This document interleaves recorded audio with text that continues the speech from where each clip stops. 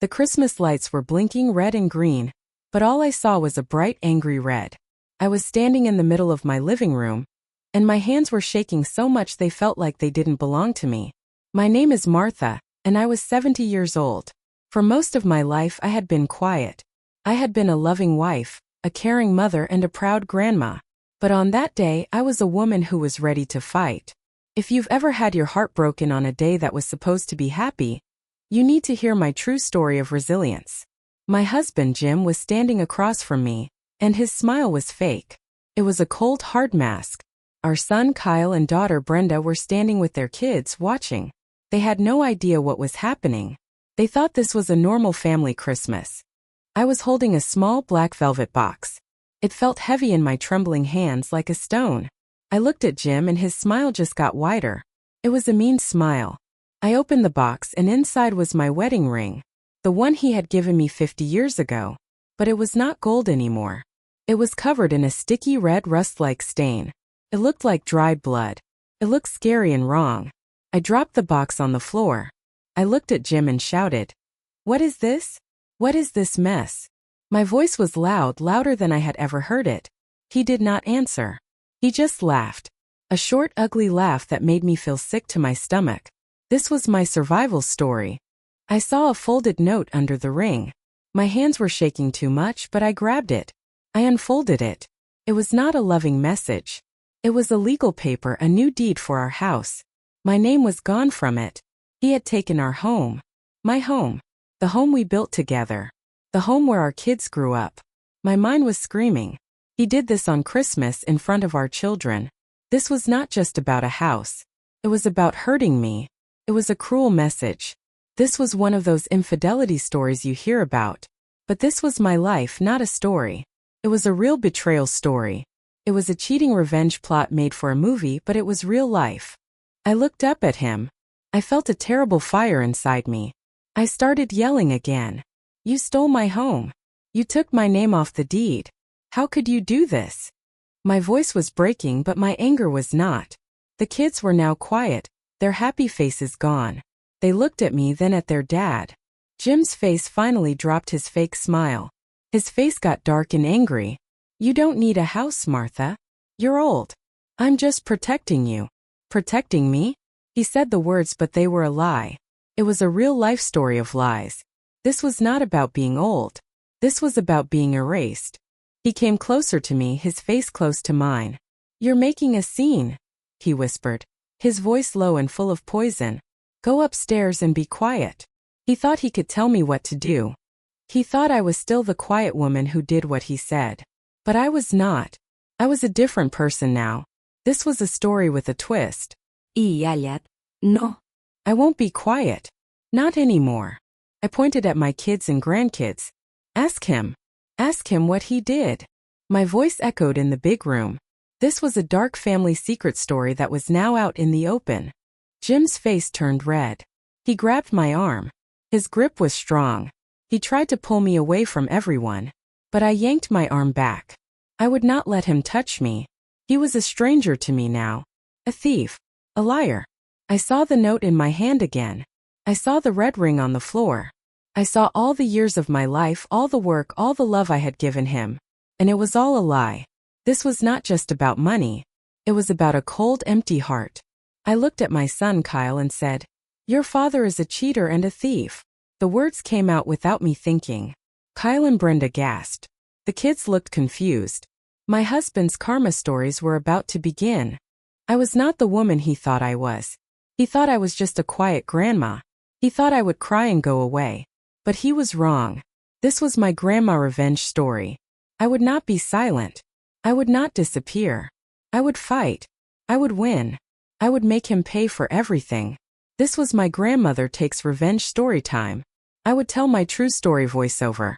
This was not a bedtime story. This was a war. And I was ready to fight. I looked at Jim and a cold calm came over me. I knew this was just the beginning. I felt the power in my hands. The power I thought I had lost. Now, if you want to know what happens when a gentle woman stops being gentle, you need to subscribe. This was the start of a powerful journey. The Christmas tree was still lit up, but the pretty lights felt like a lie. After that first fight, Jim told the kids I was crazy. He told them I was sick and that the red on the ring was just paint from a project in the garage. My own son and daughter looked at me like I was a stranger. They didn't know their dad was a master of lies. My mind went back in time to try and find the beginning of this mess. I had to go all the way back to the start. I thought about when I was a young woman, a country girl in love with Jim. He had a smile that could melt ice. He wanted to build houses, and I wanted to build a life with him. We started with nothing. I worked at a factory for 12 hours a day. My hands would be raw and tired. But I never complained. I did the paperwork for his new business. I stayed up late, counting pennies, making sure we had enough. I was his quiet partner, his secret engine. I believed in him with all my heart. But there were signs. So many signs. I just didn't want to see them. I remember my sister Laura always had a bad feeling about Jim. She would hint at things. She would say, "Martha, watch your money. Watch him." I would just get mad at her. I would say, "Jim is my husband. You don't know him like I do." My best friend Carol once told me she saw Jim with a fancy lawyer she didn't know. Jim told me it was for business and I believed him. I wanted to believe him. That's the real problem. I chose to be blind. One time I found a legal letter in the trash. It had my name on it, but I didn't read it. I just put it back. Why would I need to? Jim and I were a team.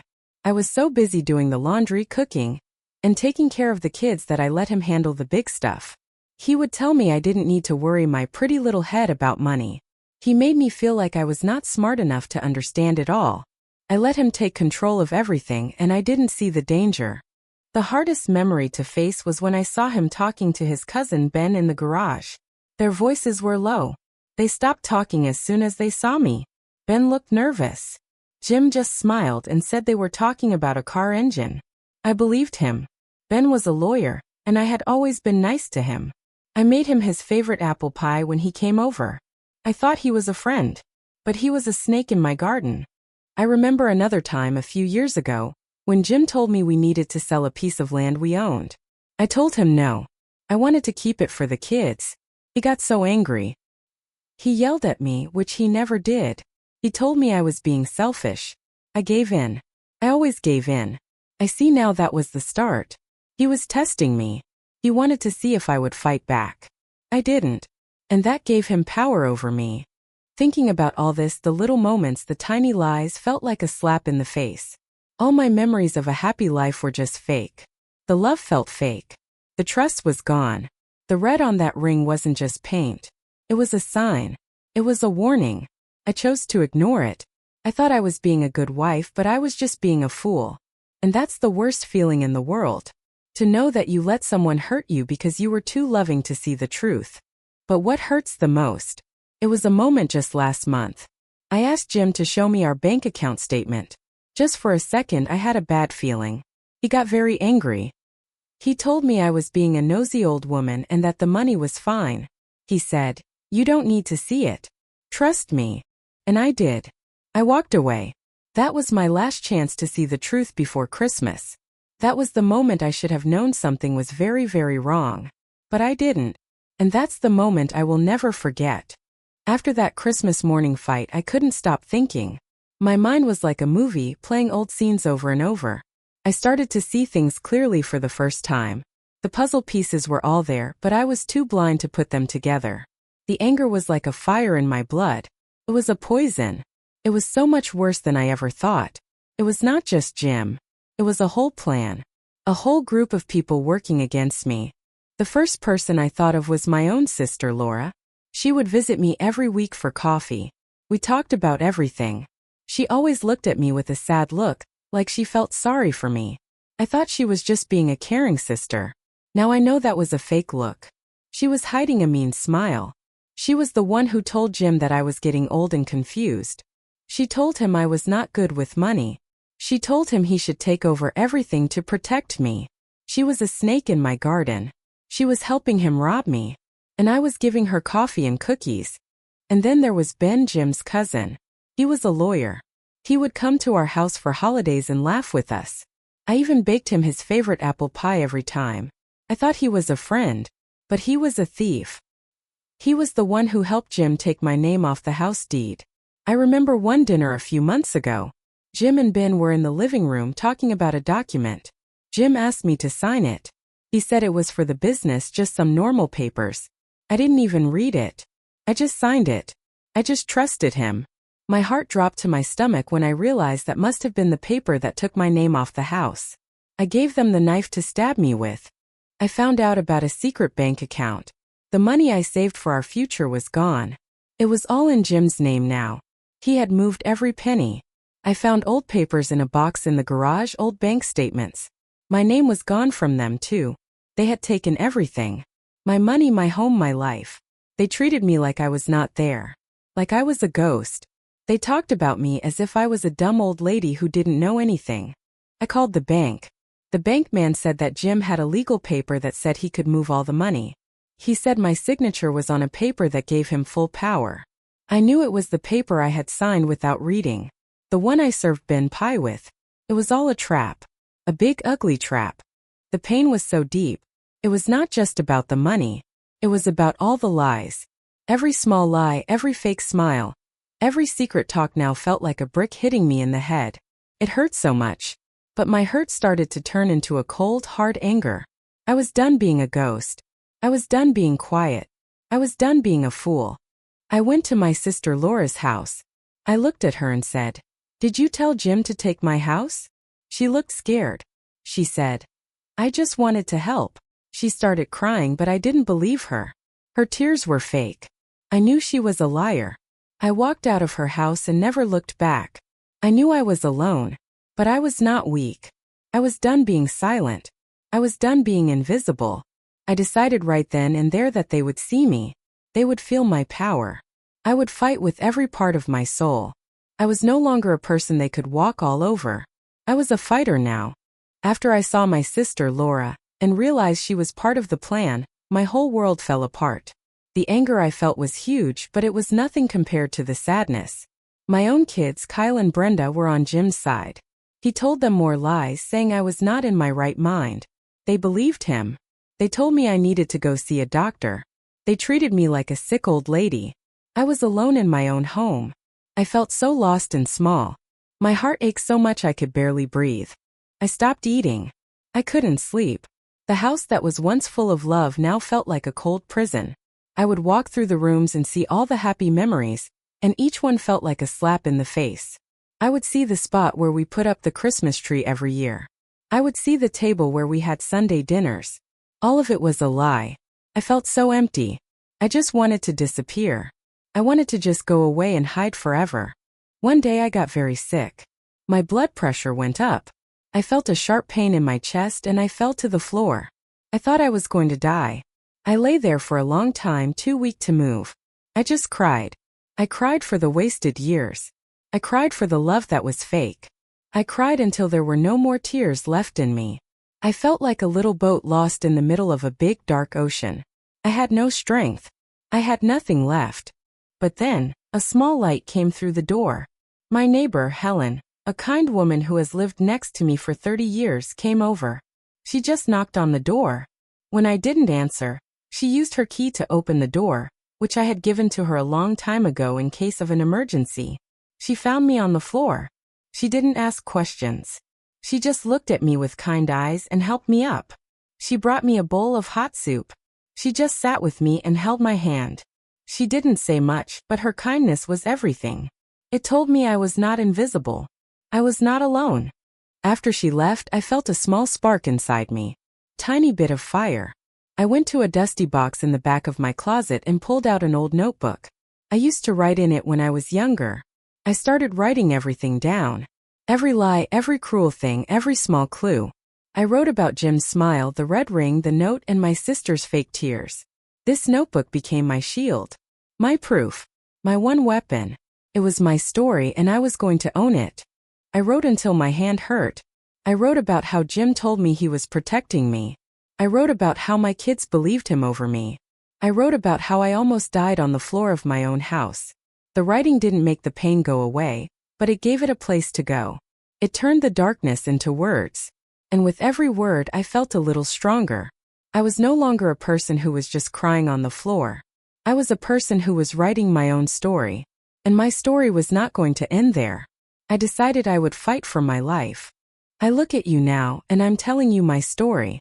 If you've ever felt like your world was burning down, and you had to build a new one with your bare hands, you need to stick with me. This is not the end of my story. This is just the start of my revenge.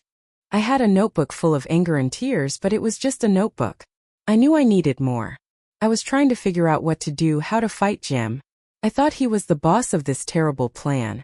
I was wrong. The real bad guy was always Ben, his cousin. The quiet, greedy man in the suit. Ben was the one who wanted everything. Jim was just his puppet. He was just a weak man who did what Ben told him to do. This was the biggest surprise of all. I was sitting in my living room one afternoon, looking at old photo albums. I was looking at pictures of my granddaughter Olivia. She was just a little girl in the pictures with big smart eyes. Just then she came to visit me. She saw how sad I was. She is a smart college student, and she asked me a lot of questions. I told her everything. I told her about the red ring, the note, the deed, and the secret bank account. I showed her my notebook. She listened to every word. She looked at the papers and the dates. She saw things I missed. She started digging. She went through old business papers. She found a hidden email account on Jim's old computer in the office. And she found the real plan. Ben had been stealing from Jim's business for years. He was taking money and hiding it. When Jim found out, Ben used a bad secret against him. He told Jim that if he didn't do what Ben said, Ben would tell everyone that Jim was a thief. So Jim chose to steal from me. He chose to hurt me to save himself. My anger changed. It was no longer a hot fire. It was a cold, sharp knife. I was no longer a victim. I was a fighter. I was ready to bring the whole thing down. I was ready to use their own lies against them. I felt a power I had never felt before. My granddaughter, Olivia, looked at me and said, "Grandma, we have everything we need to win." And she was right. We sat at my kitchen table for hours, going through papers. We made a big list of everything. The lies. The dates. The money. It was all there, in black and white. Every bad thing they did was on those papers. I looked at the legal papers with Olivia, and for the first time in months I smiled. It wasn't a happy smile. It was the smile of a hunter. I was ready to hunt. I was ready to fight. I was ready to face Ben. He thought he was smart. He thought he was safe. But he made a mistake. He forgot about the quiet grandma in the kitchen who always made him pie. He forgot about me. And that was his biggest mistake. I was no longer the person who would just cry. I was the person who would stand up and fight. I was ready to take back everything they stole from me.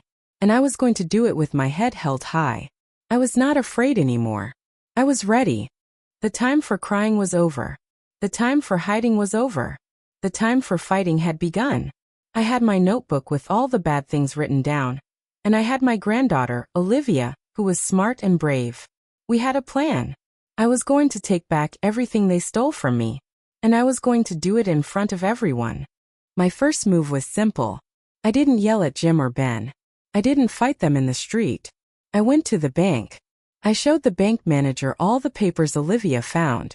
The papers that showed Ben was stealing money from the business. The manager looked at the papers and his eyes got wide. He saw the truth. He started asking questions. My fight was not a secret anymore. It was real.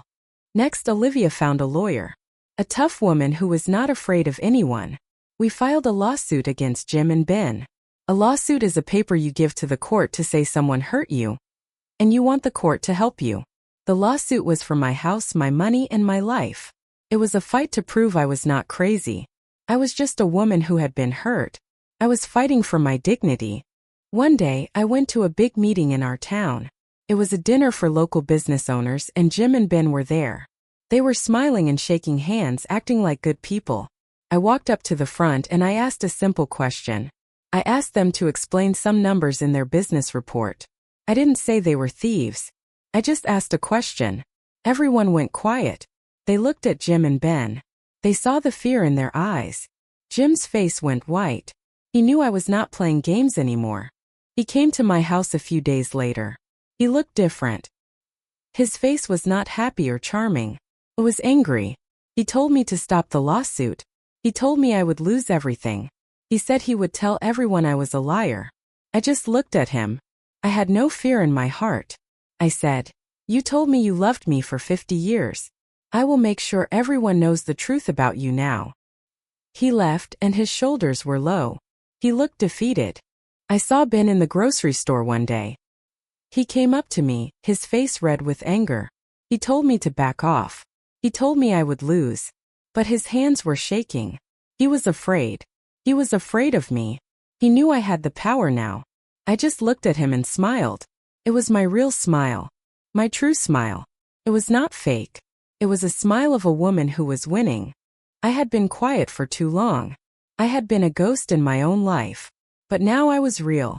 I was solid. Every step I took was a small win. I was getting my power back piece by piece. The truth was my weapon. And I was not afraid to use it. The fight was not over, but I knew I would win. The day of the final fight came. It was not a battle in a street. It was a battle in a courtroom. The room was full of people. People from our town, neighbors, and even some old friends. Everyone was there to see what would happen. Jim and Ben sat on one side. They looked nervous. Their faces were pale. My granddaughter Olivia sat next to me. I was wearing a simple blue dress. I felt calm. My heart was not beating fast. I was ready. I went to the witness stand. The lawyer asked me to tell my story. I didn't cry. I didn't yell. I just talked. I told them everything. I talked about how I worked at the factory, how I did the books for Jim's business, and how I saved every penny. I talked about how I trusted him with my whole heart for 50 years. I talked about the red ring on Christmas morning. I talked about the note. I talked about how I felt when I saw my name was gone from the house deed. I told them about my son and daughter turning their backs on me. I talked about being alone and sick in my own home. Then, Olivia's lawyer showed the judge the hidden emails. The emails from Ben to Jim. The ones where Ben told Jim he would tell everyone his secret if he didn't do what Ben said. The emails showed everything. They showed that Ben was stealing from the business. They showed that Jim chose to hurt me to save himself. Everyone in the room heard the truth. My life, all the dark secrets were now out in the open. Then Ben had to talk. He tried to lie. He said I was crazy. He said I was making it up. But the papers proved he was a liar. He looked like a small angry boy. He was not a big, powerful man anymore. He was just a thief who got caught. Jim had to talk too. He looked at me and his eyes were full of tears. He said he was sorry. He said he was afraid. But it was too late. I just looked at him. I had no feeling for him. No love. No hat. Just nothing. He was a stranger to me. He was just a man who broke my heart and tried to take my life. The judge made a decision. She said the house was mine. The money was mine. Everything was mine again. I won. I got my house back. I got my money back. I got my life back. I walked out of that courtroom, and the sun felt so good on my face. I was alone, but I was finally free. I was just Martha. And that was all I needed to be. I was not a wife anymore. I was not a victim anymore. I was a winner. The fight was over. It's been a few years since that day in the courtroom. I'm sitting on my porch now drinking a cup of tea. The sun is warm on my face. My house is a home again. It's no longer a cold prison. It is a place of peace. I look at my garden, which I take care of myself now. It is full of life. Just like me. I started a small sewing class for kids in my neighborhood. I teach them how to sew. I teach them to be strong. It fills my heart with so much joy. I often think about everything that happened. I think about Jim. He is alone now. He lost everything. He lost his business, he lost his money, and he lost his family. He has no one. He regrets what he did, but he can't fix it. He can't face his own actions. He is a sad, broken man. Ben, the greedy cousin, is in prison. He got caught for other bad things he did with money. He is where he belongs. My sister Laura came to me one day. She was crying. She said she was sorry. She said she made a big mistake. I told her I forgave her, but I could not trust her again. We can't go back to the way we were. But I let the anger go. It was a heavy weight and I was happy to let it go. My kids Kyle and Brenda came back to me. They came to my house and said they were sorry for not believing me. They saw the truth in court. It was hard to forgive them, but they are my children. We are starting over. It's not perfect. Still a little bit broken. But it is real. My granddaughter Olivia is now a lawyer. A good one. A lawyer who helps people who have been hurt. She is my hero. The red ring was a sign. It showed me the pain. But it also showed me how strong I was. It showed me what I was made of. I am not just a wife or a grandmother. I am Martha. And I am a survivor. Survival is not just living. It's choosing to be strong every single day. It's choosing your own worth. And I chose mine. I fought for my peace. I fought for my life. So, if you are a survivor, if you have had to fight for your peace, if you've had to stand up for yourself when no one else would, know that you are not alone. And your story matters. Please subscribe now and share your story with me. We are all strong. We are all fighters. We can all find our peace.